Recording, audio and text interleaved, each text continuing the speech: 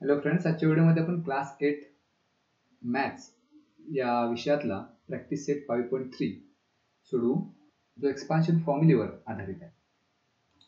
तर त्यामधला आपण पहिला क्वेश्चन सोडूया या व्हिडिओमध्ये आणि दुसरा क्वेश्चन जो आहे तो दुसऱ्या व्हिडिओमध्ये सोडू. पहिला प्रश्न असा आहे, एक्सपांड त्यातला पहिला आहे 2m minus 5 bracket cube. Now this is in the form a minus b bracket cube. So we have to remember this expansion formula, a minus b bracket cube. So that is a cube minus 3a square b plus 3ab square minus b cube. इथं दोन फॉर्म्युले एकमेकांशी similar आहेत.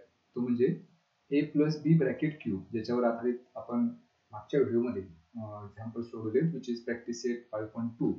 तर त्याच्यामध्ये आणि या फॉर्म्युलामध्ये फक्त फरक इतकाच आहे की हा जो फॉर्म्युला आहे a minus B bracket cube असल्यामुळे त्याच्यामधले ज्या टर्म्स आहेत त्यांच्या साइन्स अल्टरनेट बदलत जातात, म्हणजे plus minus. a plus B bracket cube मध्ये सर्व टर्म्स त्यांचे साइन्स जे आहेत ते प्लसच होते, म्हणजे a cube plus 3a square B plus 3ab square plus B cube. तर ह्या टर्म्स जर आपण निरीक्षण केलं तर ह्याच सगळ्या टर्म्स या दुसऱ्या फॉर्म्युलामध्ये फक्त बदल इतकाच आहे की a मायनस बी ब्रॅकेट क्यूबच्या फॉर्म्युलामध्ये जे साइन्स आहेत त्या टर्म्सचे ते अल्टरनेट पॉझिटिव्ह निगेटिव्ह. तर एवढाच एक फक्त बदल आपल्याला लक्षात ठेवायचा आणि रिलेटिव्हली हा फॉर्म्युला पण तो लक्षात ठेवू शकतो, तो पाठ करण्याची गरज नाही. आता हा फॉर्म्युला इथं आपल्याला वापरायचा आहे. आपल्याला 2m मायनस 5 ब्रॅकेट क्यूब दिला.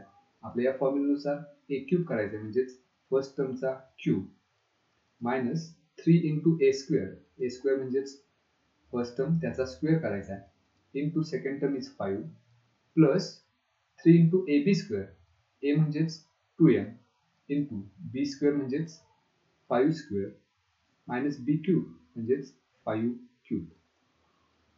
आता इथं 2m क्यूब आहे, 2 चा क्यूब 2 चा क्यूब 8 येईल, m cube minus 3 into 2m bracket square म्हणजेच 4m स्क्वेअर येईल इंटू 5 प्लस 3 इंटू 2 6m येईल into 5 square is 25 minus 5 cube is 125. आता पुढच्या स्टेपला आपल्याला फायनल उत्तर मिळेल 8m क्यूब मायनस 3 गुणिले 4 12 गुणिले 5 60 मिळेल m स्क्वेअर प्लस 25 गुणिले 6 150 m minus 125. So this is the expansion of 2m minus 5 bracket cube. आता त्याच पद्धतीने दुसरा आपल्याला अल्जेब्रिक एक्सप्रेशन दिलेला आहे 4 minus p bracket cube. इथे सुद्धा हाच फॉर्म्युला आपल्याला वापरायचा आहे. So second algebraic expression is 4 minus p bracket cube. So again by the same formula we should have first term cube, that is 4 cube minus 3 into first term, that is 4 bracket square into second term as it is, तिथे फक्त p घ्यायचं plus 3 into first term आता आहे तशी घ्यायची म्हणजे 4 into second term चा square करायचा, that is p square minus second term cube, that is p cube. 4 cube 64 minus 3 into 4 square is 16 into p plus 3 into 4, that's 12 into p square minus p cube. So that is equal to 64 minus 16 गुणिले 3 48 p plus 12 p square minus p cube. So this is the expansion of 4 minus p bracket cube. Next is 7x minus 9y bracket cube.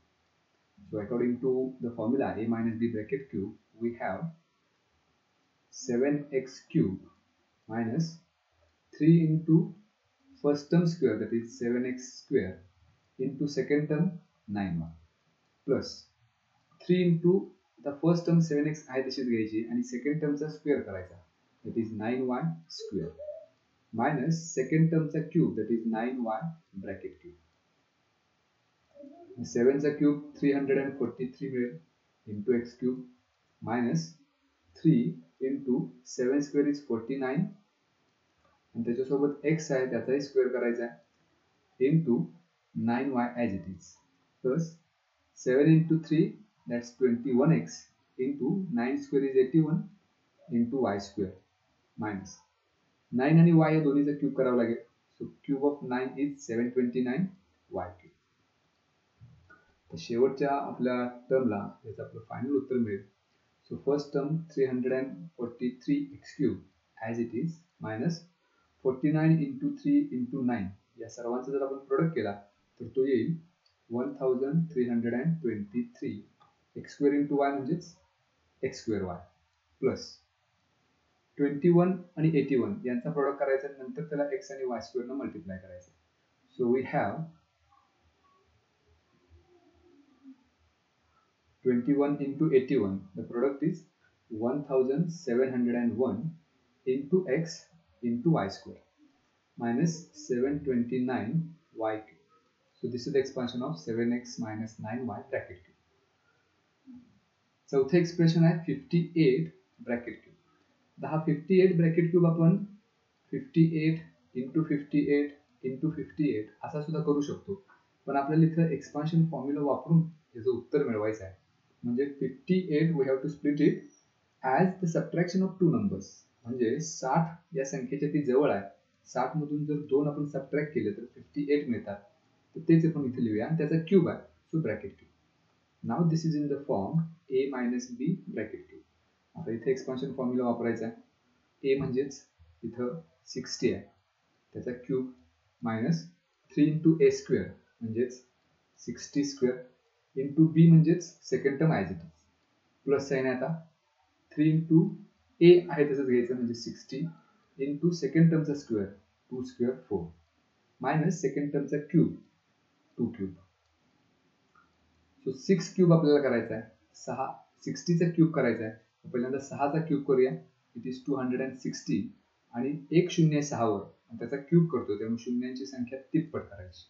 Minus 3 into 60 square is 3600 into 2 plus 60 into 3 180 into 4 720 minus 2 cube is 8. आता याच्यामध्ये दोन संख्या positive आहेत आणि दोन negative आहेत. 2,60,000 आणि 720 यांची करायची बेरीज आणि 2,16,000 आहे तसे लिहूया मायनस 3600 गुणिले 3 म्हणजे 108. तर त्या 108 वर पुन्हा 2 शून्य द्यायचे आणि त्याची दुप्पट करायचे म्हणजे 216 21,600 मिळेल प्लस 720 मायनस 8. आता इथे दोन पॉझिटिव्ह नंबर्स आहेत 2,16,000 आणि 720 यांची बेरीज करूया म्हणजे 2,16,000 आणि 720 यांची बेरीज करू.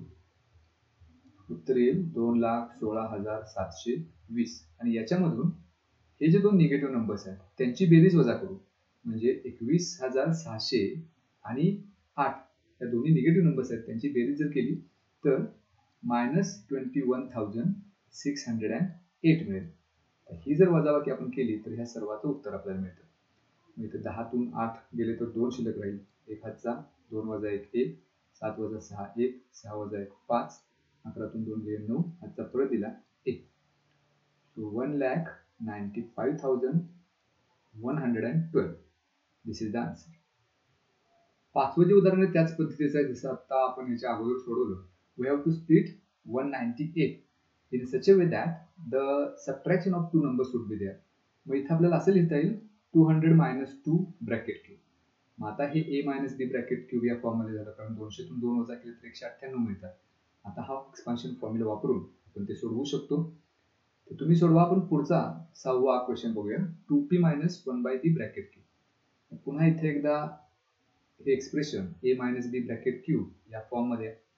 So according to our formula we should have first term cube that is 2p bracket cube minus 3 into first term square that is 2p bracket square into second term 1 divided by 2p as it is plus 3 into first term 2p as it is into second term square. second term आहे 1 by 2p त्याचा square करायचा minus शेवटची term आहे 1 divided by 2p त्याचा करायचा cube.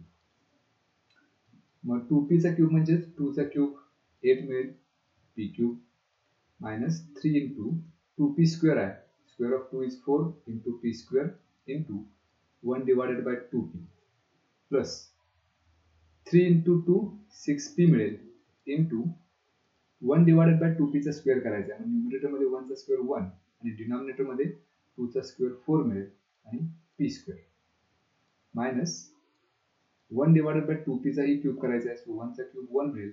In the denominator we have 2 cube 8 and p cube. आता ही जी दुसरी टर्म तिसरी टर्म आहे याच्यामध्ये प्रोडक्ट आहे.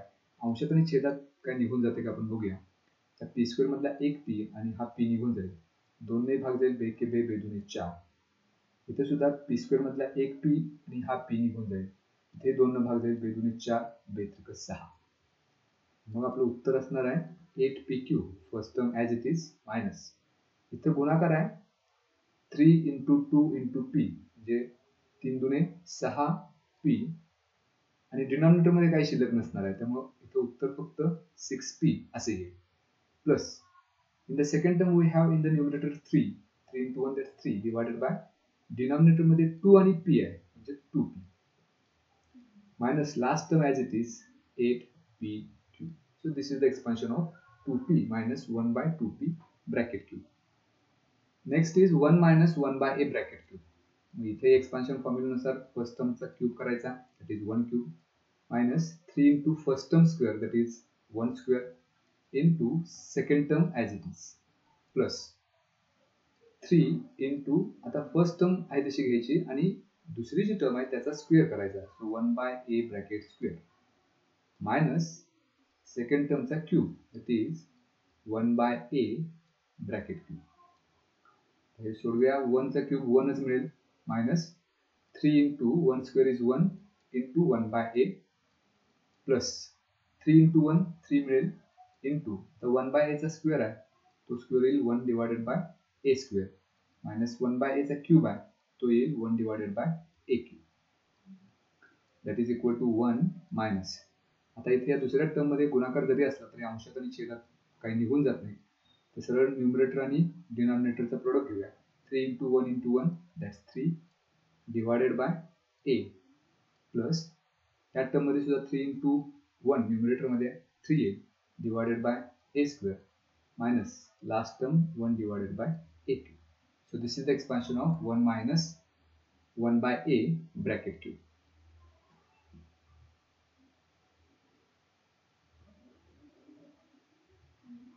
Now the last is x by 3 minus 3 by x bracket cube.